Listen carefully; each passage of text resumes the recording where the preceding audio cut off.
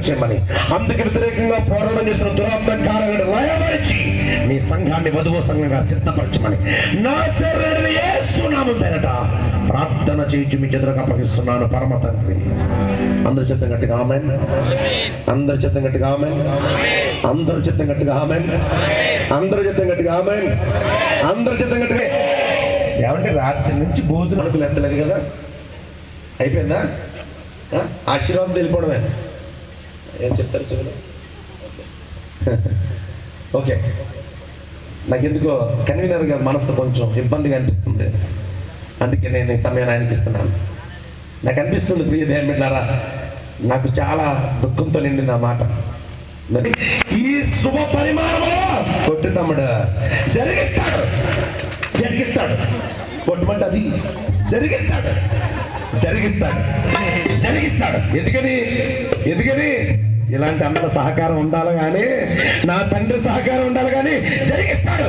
గొప్ప దేవుడు. ఎందుకు గొప్ప దేవుడు?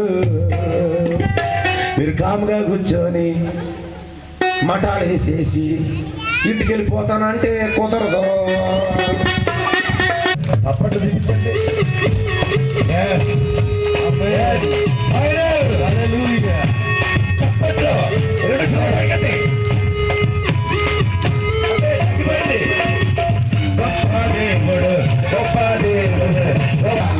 ఎన్నో చేసను చూడు, గొప్ప దేవుడు, గొప్ప దేవుడు, గొప్ప దేవుడు, గొప్ప కార్యాలు, మహిమ కార్యాలు ఎన్నో చేసను చూడు. హల్లెలూయా, హల్లెలూయా,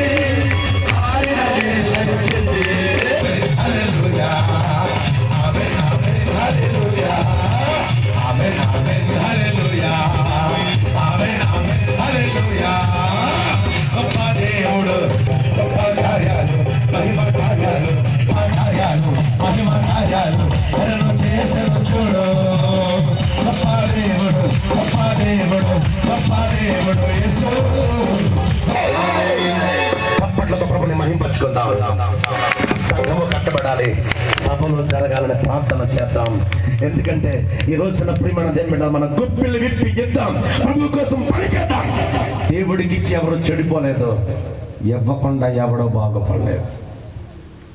అందరూ అడుగుతారు ఎందుకు ఇలా ఓనం చేసుకుంటారు వాళ్ళు అంటారు. నేను ఒకటే అంటాను, దేవుడు నాకు ఇచ్చాడు ఓపిక లేనప్పుడు. ప్రతి రాత్రి చూసారా బ్లడ్ ఇస్తేనంటే కొత్త బ్లడ్ వద్దంట. అలా నా ఓపిక అంతా ఇస్తే మళ్ళీ కొత్త ఓపిక వచ్చేస్తుంటే తెల్లారేసరికి నూతన పక్కపడడం అంటే అదే. మీరు ఇచ్చి చూడండి డబ్బుని, సమయాన్ని, తలంతులని, మీ సమస్తాన్ని ప్రభు మీకు ఇంకా నూతనంగా రెండంతల దీవెనతో ఇస్తాడు.